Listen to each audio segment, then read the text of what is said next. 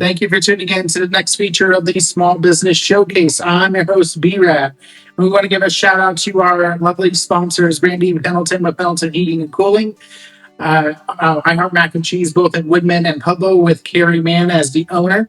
We have the great Lugs and Plugs Automotive, Nostalgia Shop in the Citadel Mall, Roots and Roasts down in Pueblo, and we have a New Hope Counseling if you need any kind of DUI help.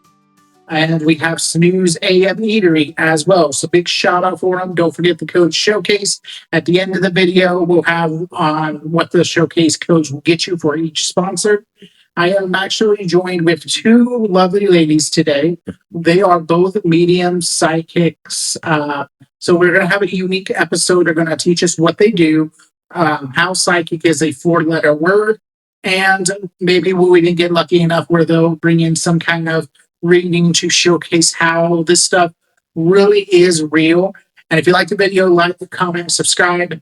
And I'm sorry if you don't believe in this stuff. Well, we're going to change your mind today. So this is Michele Snelling, and this is Rachel Ortega as well. How are you guys doing today?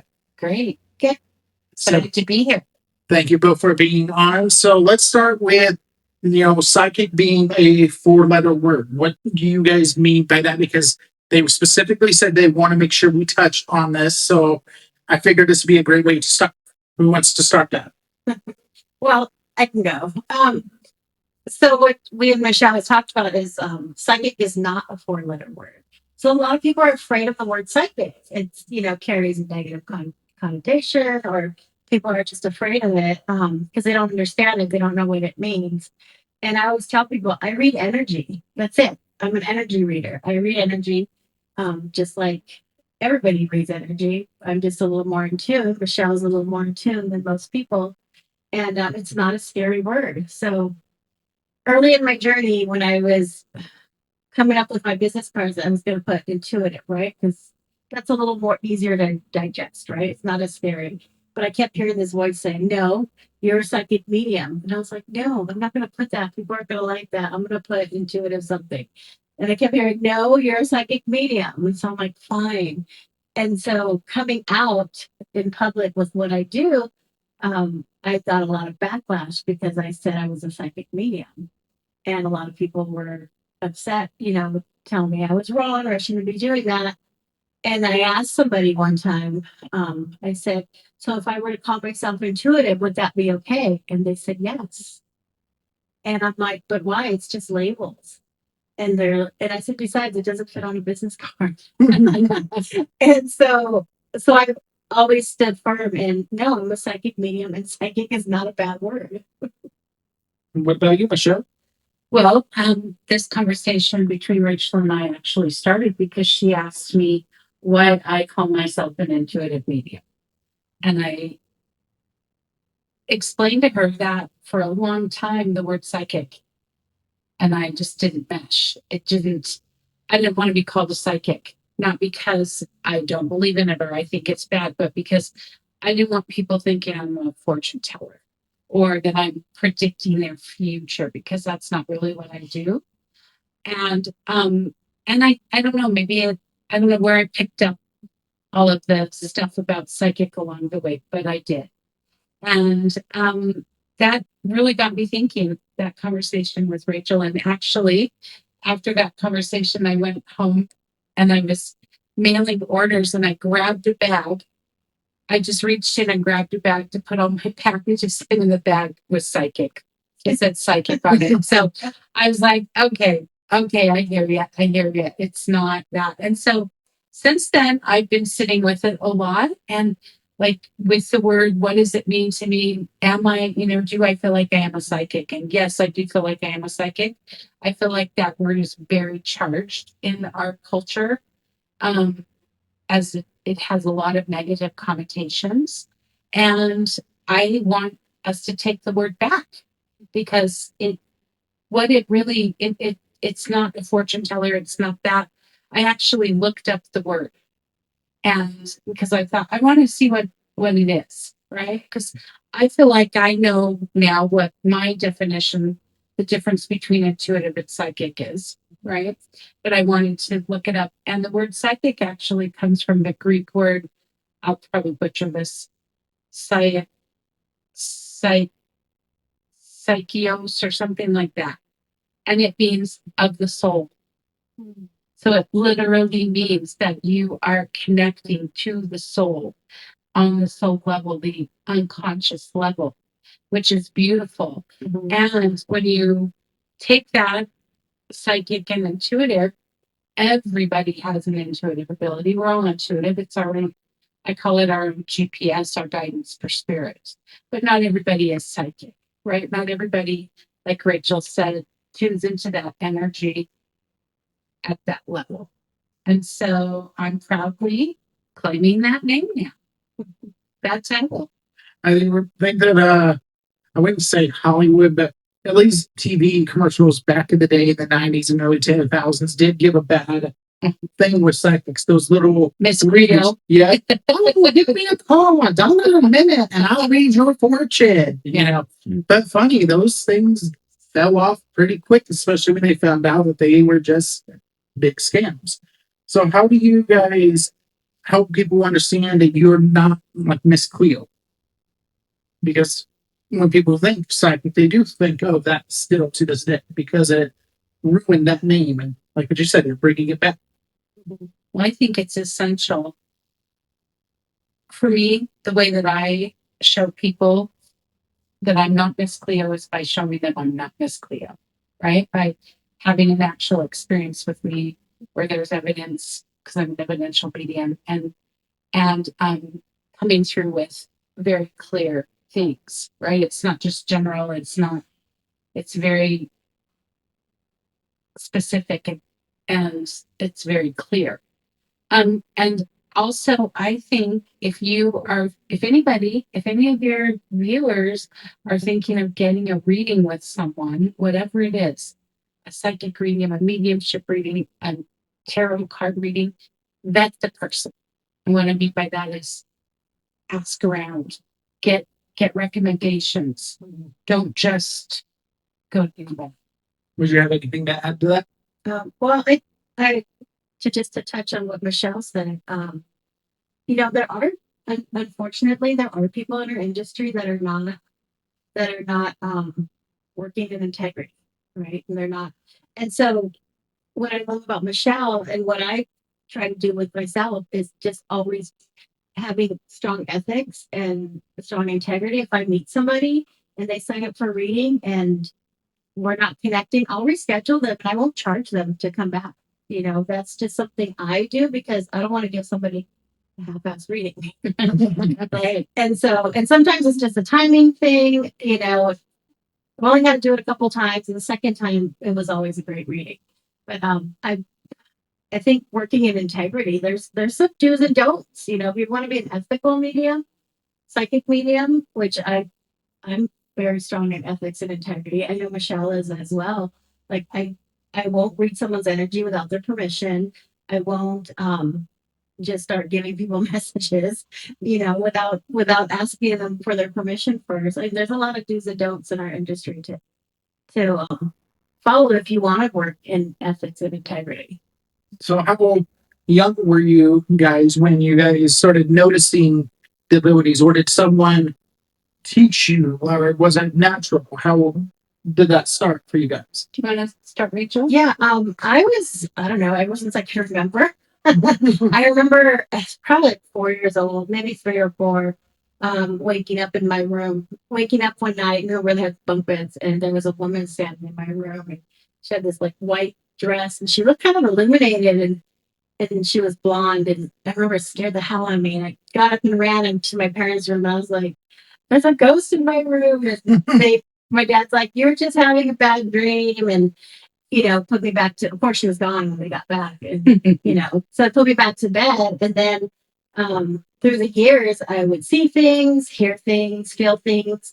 And every house we lived in was haunted. And I would tell my parents, and these gifts run in my family. My mom has these gifts. My grandmother had these gifts. And so I would tell my parents, but my mom was very afraid of her gifts. So she would always say, nope, just leave it alone. Don't pay attention. Just ignore it. And So you were taught like to ignore the I abilities. was taught to be afraid of my gifts. And especially, like I always knew stuff, but I was taught to be afraid of spirits, feeling other spirits. And so I pretty much repressed it most of my life until my 40s. And I just couldn't. The psychic stuff always came through. And I just always knew things. But I didn't let other spirits come around me because out of fear until I was probably in my 40s. What made you switch with it being in your 40s? What made you go, okay, I'm going to look into this and stop being scared? Well, my husband passed away, and my husband got very sick, and I had already been dreaming that he wasn't in my dreams anymore, like 6 months before. And I was like, that's weird. Why is he not in my dream? Why am I not dreaming about him anymore? In my dreams, I was always myself. And then he found out he was sick, and he passed away like three months later. But a few days before he passed, I had a vision of him, and I knew he was going to pass, and then he passed 3 days later. But the day he passed, I saw him walking out of the hospital with me, and I kept hearing him, feeling him. He picked the flowers for his funeral, and he wasn't scared. Right, I could feel his energy. I recognize if anybody's been in a long-term relationship, you can feel your partner's energy. You recognize that energy, and so it wasn't scary. And I thought, well, maybe there's more to this than what I've always been told. And then my dad passed away 2 months later. And then I was feeling my dad's energy and seeing him. And so I got connected with the medium, and she said, wow, you're really gifted. You could probably do what I do. And I was like, yeah, right. She's like, no, I'm serious. So she started mentoring me, and now we're business partners. And then with your mom, you mentioned that she had the abilities and taught you to be scared. Have you ever had the opportunity to talk to her about this or anything? Yes. So at first she disowned me and said, Sorry to hear that. if you're going to do that, I can't be, I can't, like she said, she couldn't condone it.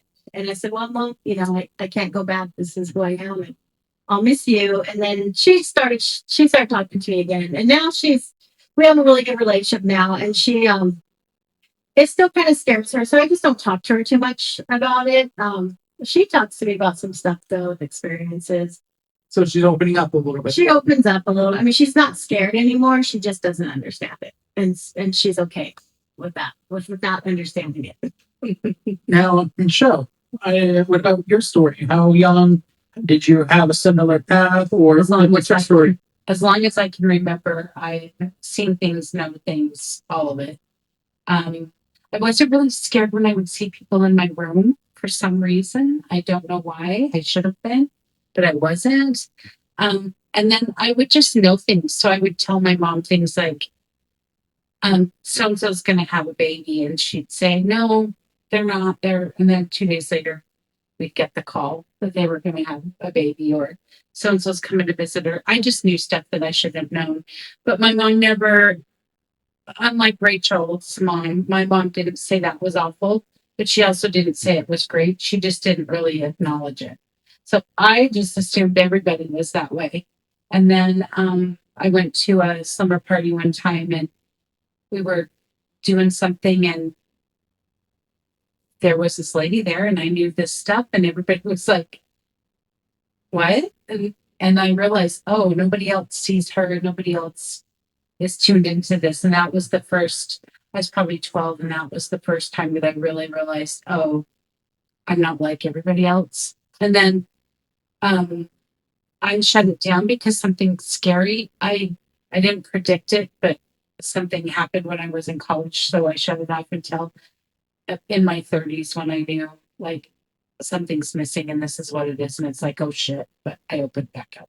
Did you ever communicate to your mom, like, how to ask Michelle? A little bit. When I really started doing it professionally, my mom had started getting dementia. And so I couldn't really have that conversation, but she sure knows what I do now, and she's good with it.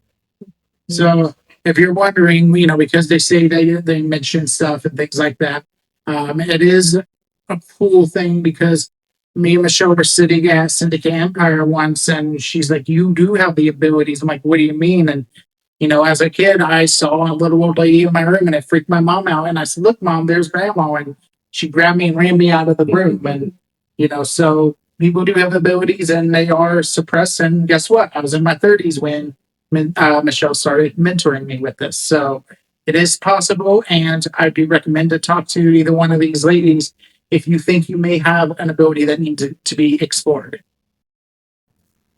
So speaking of mentorship, Rachel's mentioned that she's had a mentor. You're mentoring me on my journey. Has anyone mentored you, or you kind of self-learn? I was self-learned quite a bit as far as mediumship and, the psychic thing. And then I'm a hairdresser by trade. I call that my gateway profession. It I would like shampoo people's hair and just know all this stuff. And I thought, well, that's kind of weird. And one of my clients said I did her hair. She actually became an incredible spiritual advisor for me and a mentor, and really helped me to understand energy and how we are in this world, and like our purpose. So that was fantastic. Now, one of the things that Michelle started teaching me when I was in Las Vegas for vacation. We did it at a zoo. And I actually want to see if you know about this. Have you ever heard of the Ho'oponopono prayer? That's what she first taught me. So, do you want to explain what the Ho'oponopono prayer is? Sure. It's an ancient Hawaiian prayer that is very simple. It's 4 lines. It's, I'm sorry, please forgive me, thank you, I love you. And basically what it does is it cleans and clears anything within you, within yourself, that is not good, or not of love, I should say, not of love. And so I pray it all the time over anything. Myself, if I'm not feeling good, if there's a situation that I'm not happy with, or something that I see, um, you know, I immediately started praying it yesterday when I heard about Perez Hilton, just because anything like that, I just go to that. And it was the Hawaiian people held it close and kept it within their community. And then I think in the 70s or 80s, the Hawaiian queen sent some people to the mainland to bring it here. So she sent Dr. Hugh Lin here, and he started. What's your experience with the Ho'oponopono prayer? I don't know as much about it as Michelle, but I did have I had a reading one time with the fellow psychic medium, and this was years ago, but she's like, you got some things you gotta let go of. And so she recommended it to me and sent me something to look into it. But it's a beautiful thing. Here, so the Ho'oponopono prayer, you feel it instantly almost when you say it. It was really cool because Michelle's like, just try it, because there was also some issues going on when I was in Las Vegas at home that I obviously couldn't deal with that. I was in Las Vegas. There was nothing I could do. So she's like, just do the Ho'oponopono prayer to clear it out. So I'm like, okay, I'm sorry. Please forgive me. Thank you. I love you. And I just felt relaxed and went on with the rest of my day. So if you can learn anything on this show today, I hope that you definitely experience that Ho'oponopono prayer. So now let's turn to a couple of things that you guys do. So Rachel, I pointed at Rachel instead of Michelle, but I'm going to start with Rachel first. Rachel does things with pet energy. She does grief counseling. She really does ask you if you want permission, because she knows she could do it with me. And she's like, your energy's off. Like, can I rub your back and stuff? And ran into her at Territory Days, and ran into her at the Colorado Springs Flea Market. But yeah, we haven't ran into each other outside of networking things, I think, ever until after Jesse passed away. And then it was just, you're all of a sudden there. So do you want to go into details of any of the things that you do with your mediumship, including some of the things that I've mentioned? Yes, well, so I do psychic mediumship work. I'm an evidential medium, but I'm also a certified grief coach. And I run grief groups here in town locally in the Springs. And then I also, Michelle and I have a workshop that we're doing. We have one coming up in November. but I'm really excited. It's a grief workshop, and it's all about moving the energy of grief because it's energy, right? Everything is all energy. And I know, I've run into you a couple of times, and I'm like, okay, there's some. It's not by accident, right? I'm running into you for a reason, and I didn't know all the stuff that was going on with you, but especially the last time I ran into you at the flea market, your energy just felt very heavy. And then I just kept getting this message to kind of like clear some of your energy to help you clear some of that. And that's why I asked you, can I put my hand on your back? She made me cry at the flea market. Oh. But how was that experience for you? Because I'm always on the one side, right? I'm never on the other side. So I don't, people will tell me they feel better or they feel it moving. They feel that energy moving. But one guy told me I was an angel because he had like really bad back pain, and I didn't even touch him. I just like did this, and his back felt better. And I saw him, and he was like, "Wow, look!" And he cried, and he said, "You're an angel." You are an angel of the shadows. How's the pet stuff work? So again, it's just reading energy, right? So I can read the energy of pets, whether they're living or past, and a lot of times, sometimes people will bring me their pets, but a lot of times it's just a picture. I just need a picture of the pet, and I can read their energy. And I had a lady come in the other day, and she was telling me she had a dog that passed, and I had done a pet reading for her. Well, pets come back, and like dogs and cats, other pets too, they will come back. Some of them are they're like soul pets, and they're meant to be with you throughout your life, and so they'll be with you multiple times. And so she was very intuitive. So she's like, well, I want to ask you. I have a dog now. My dog's pregnant, and before she said anything, I already knew, and I said yes, your other dog is coming back. And I said, your dog's gonna have, I hadn't even seen a picture of this dog even. I said, your dog's gonna have 4 puppies. And she goes, yeah, she's gonna have 4 puppies. And I said, the third one is gonna be your other dog that's coming back. Oh, And so she was really happy with it. And honestly, I don't know how I do it. I just do it. so if I were to show you a picture of my dog Mellow on my cell phone right now, would you be able to maybe see why she has separation inside? She's 9 years old, but has had it ever since I got. So we're gonna try something unique here. Actually, the phone's behind me, so let me pull up the picture here, and it's a good picture of Mellow too. So for the viewers, this is the picture I'm gonna show her. This is the picture I'm gonna show her. So here's Mellow. Oh my gosh, she's beautiful. She's a beautiful dog. She loves you. She worries about you a lot. And she picks up on a lot of your energy. So she picks up on your anxiousness.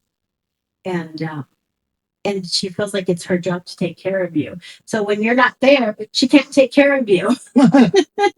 And this is why she's so anxious, because she feels like she needs to take care of you. Like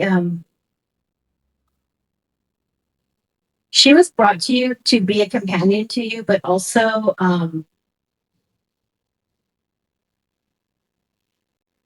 she's like connected to your heart. And so she feels your emotions. Like she knows when you're having a hard time. She knows when you're having a bad day. And so again, like she gets anxious because she wants to take care of you. She is my true emotional support animal, and I can tell when it's like when Jesse died or when something's bad. I am definitely.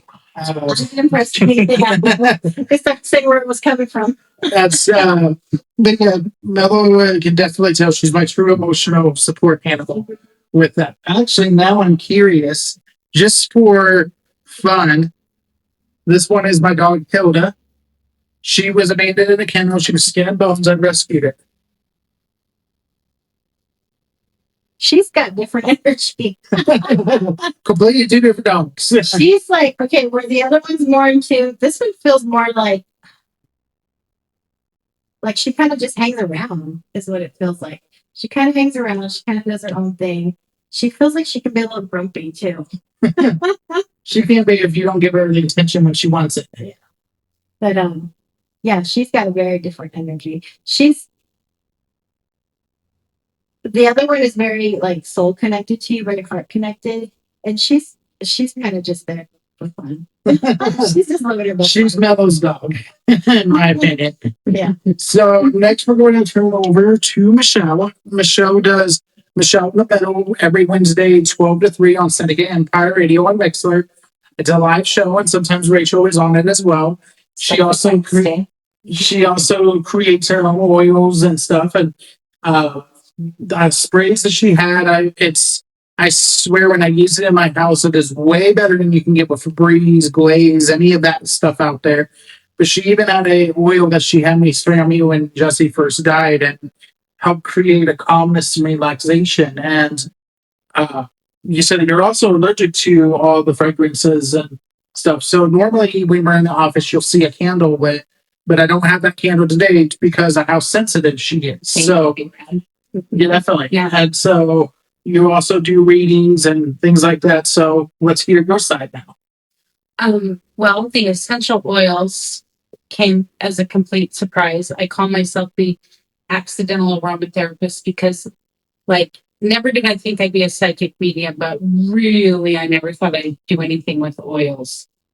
And so I started doing readings, and I needed to clear energy from the office, and I couldn't sage. So I started thinking what I could do, and I discovered this beautiful salt that's a really great cleaner, and it's an ionizer. And I used it and it worked. Then I thought, well, around the same time, I found out that I'm not allergic to everything, just fragrances and certain oils, but I can use really high quality ones. So I thought I would like to do something with that to clean energy. So my blend Clear came to me. It was downloaded, and I started using that, and it's very, very effective for cleaning and clearing energy from spaces and from your person.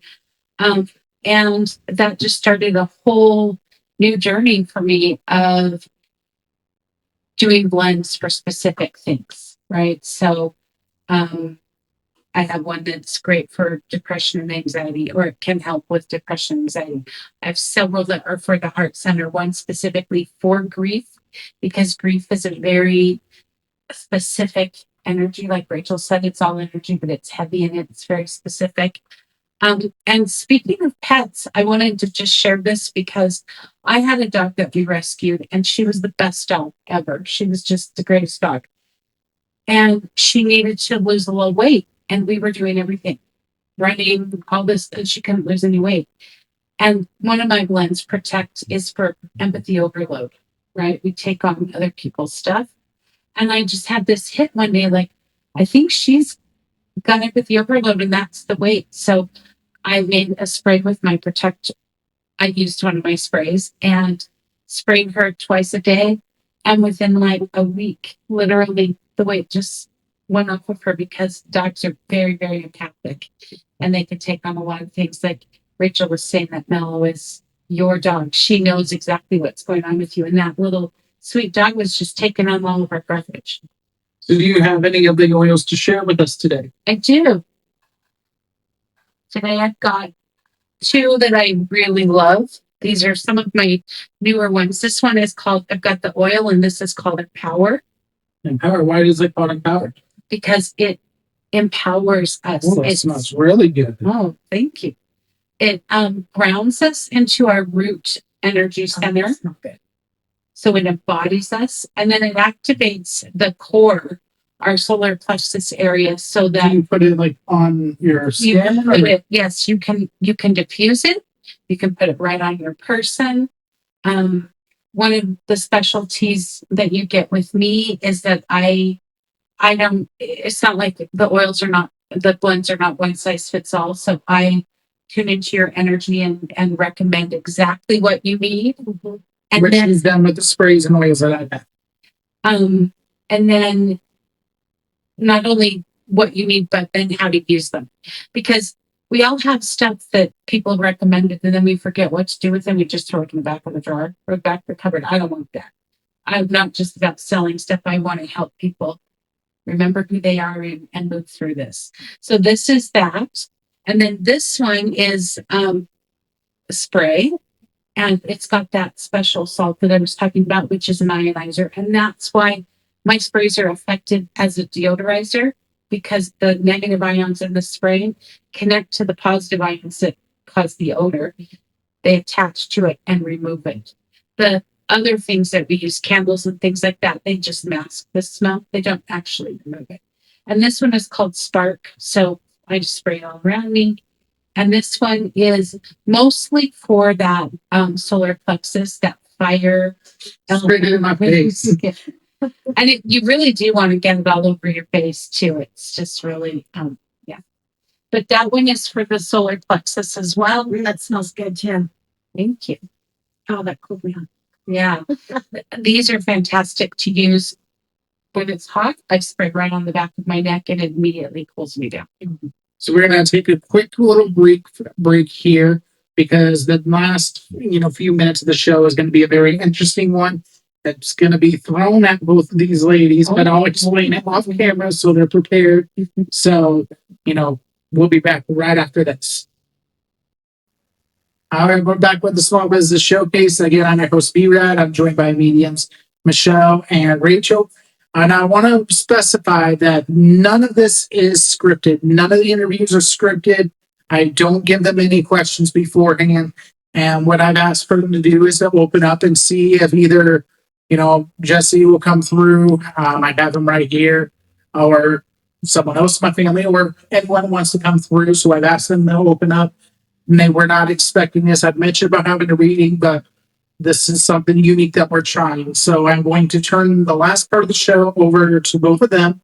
They also told me that sometimes these can get personal. So you might learn a little bit more about B-rad today, but the last part I'm kind of turning over to them, and they may even bring up questions for me to ask. So whoever would like to start. I keep seeing the number 3. Like I was seeing it earlier in the car. I wasn't sure what was going on. But and it feels like it's a few things. So it might be the 3rd of a month, and it's also March. March is a big thing. So what especially like this last March? What was going on this last March? Me and Jesse were really getting personal on our conversations and our future. Okay. And then of course he passed a month later. Okay. I keep seeing an initial C, like cat, and an H. So I don't know if those could be first, middle, last names. Not off the top of my head. Okay. All right. Trying to think. But I keep feeling the name Charles, but I am not recognizing why I'm getting anything Charles right now. Okay. All right. But he does have a brother named Charlie. Maybe that's okay. The C is his brother. Yeah. Yeah, that would be something he would use. And who's the H? It feels like, does he have, like, there's somebody younger? He has a daughter, I think, right? Yeah, Callie is her first name with a C, too. With a C? Yep, Callie is his daughter's name. And is there an H somewhere connected to him? Somebody? Not that I'm recollecting at the moment. Okay.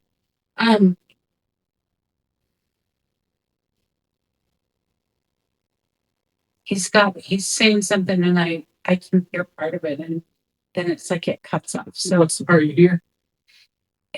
He's saying, why aren't you listening to me about, and it feels like it's something very, very specific about your life. See, I'm looking up something very specific about your life and the trajectory that it needs to go.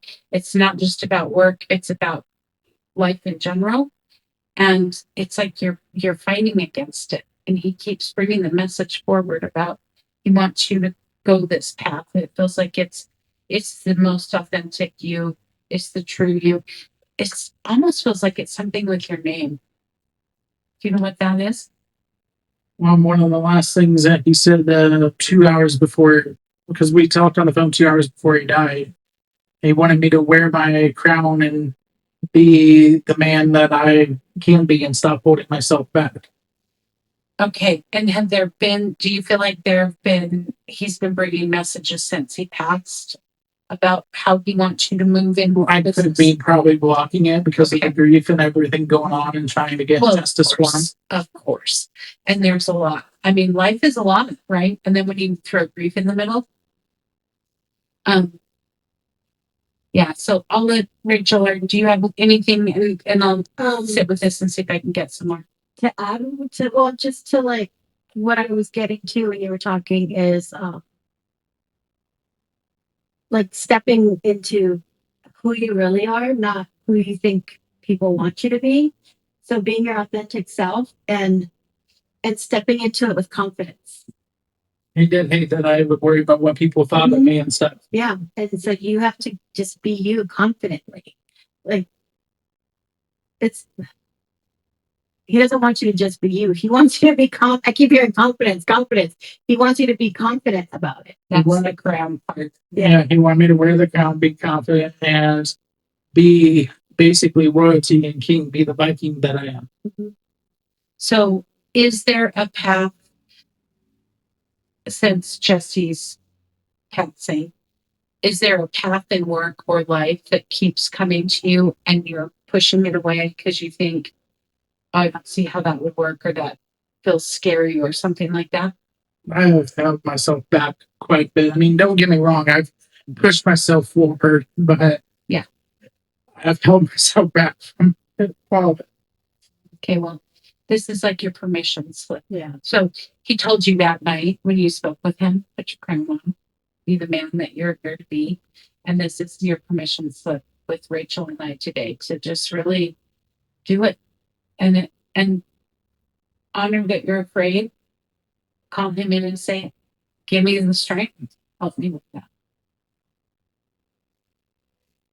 And he's gonna be right there with you. Every step of the way. Is he Jesse with an IE? No, Jesse. I keep He saying hated, IE. he hated IE. I'm like, He hated that. my husband was Jesse JESSE, but I just keep seeing I keep seeing SIE. I don't know what that means, but I just keep seeing the Just had to give confirmation that it's him because he hated that so much.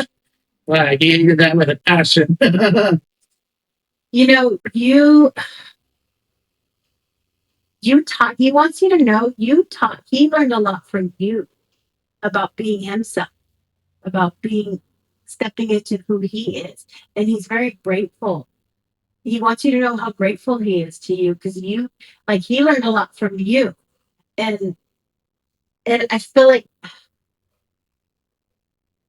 like you looked up to him, but he wants you to know that he looked up to you, and he believes in you so much. Like you just let it all go is kind of what he says. Just let it all go. Step into who you are, and like he just has so much faith in you. And he did when he was on the physical plane too. He even some of the text messages we have, he said how he's learned from me and how to and be a better person too in general. He's when Rachel was talking about that, he was showing me love, and he was saying he really didn't know what love was until he met you. That you not only showed him what it was, love was like from another person, but love for himself. He didn't know how to do that.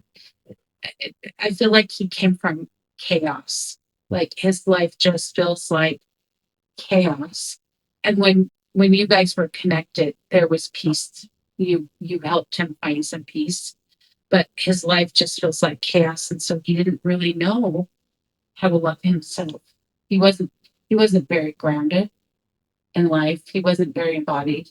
He didn't know about that or how to do that.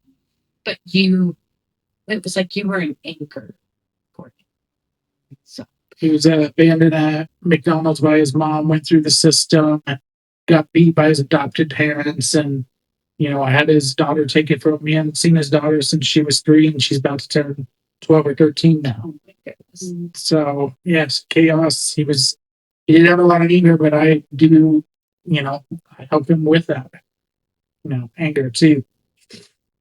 Yeah, just like Rachel said. I mean, that he was just confirming that with me, validating that the love, he really wanted to talk about that love aspect too, in addition. Well, and compassion too comes in. The word compassion. I think that's something he struggled with, but you showed him that. Like you showed him what compassion was and how to have compassion for other people. And I feel like he had a hard time trusting people. Like he just, yeah, he didn't trust me. He had a hard time trusting people. And and so like I just keep hearing compassion. Like you taught him compassion. He would say I'm the only person that he could ever trust. And, when he would get angry and stuff, instead of just saying F off, I would sit there and communicate with him. Like, you can't do this. You can't treat someone like this that you care about. Like, and help him be a better man. Yeah, he shifted a lot. He shifted his energy a lot is what I keep getting. He definitely shifted his energy a lot. Yes, but he also says that you helped him a lot with that. You showed him something different, something oh, it feels like something he'd never seen before. And Yeah, the possibility. like a different way of being. Like I said, He didn't that have to- love. He didn't know. He didn't have to be the way he'd been all this time. He didn't have to keep being that way. And you did that. Like you helped him with that. He wants you to know that. Just how much you mean to him. And I think it's really, really important that we bring this, that we kind of talk about this, not just for you, B-rad, but for everybody who's watching. That it's a really hard thing when we lose somebody that we love. And that is a huge part of our life. Even as a medium, when I've lost people, there's a piece of me that thinks, oh my God, I hope they're there. I hope this is real. You know what I do. And because it's very personal and it's our human self that misses them. But and not but our loved ones love us so much on the other side, and they want to be here. They want to help us. They want to connect with us. They want to make it easier because they know how challenging it is for us. And um so do what you can to connect with them is my message, whether it be at your own through a vetted medium. I'm going to say again, a vetted psychic medium, um, because it's a beautiful connection that's still there. And again, neither one of these ladies were prepared for this. And Michelle knows a little bit, but Rachel really doesn't know anything about Jesse. So everything that she says is for sure proof of things that's coming through. So I had some other stuff I wrote down. What I heard, he says that he saw you. Like he saw who you really are and that he loves you. And then he also says, keep learning to love yourself. It's definitely things that he was trying to get me to learn. It was then him trying to teach me in the end. But I yeah, keep seeing something with Christmas, like in December, and I feel like it's Christmas. I'm not sure if this is Jesse or someone else, but it's like the last Christmas is something significant. Do you know what that is?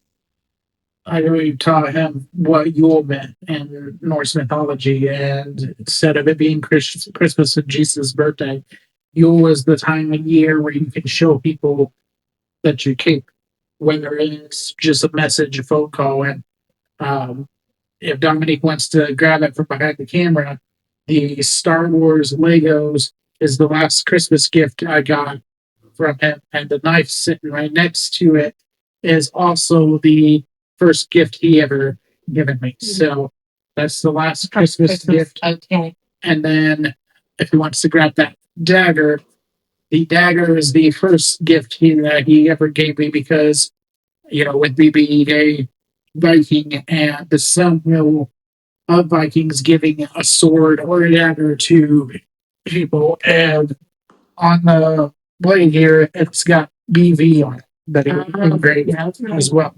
Beautiful. And so this was actually my first dagger I've ever received too. So is there anything else you guys want to talk about? Any other messages or anything in general you want to talk about that we didn't mention? Anything like that at all?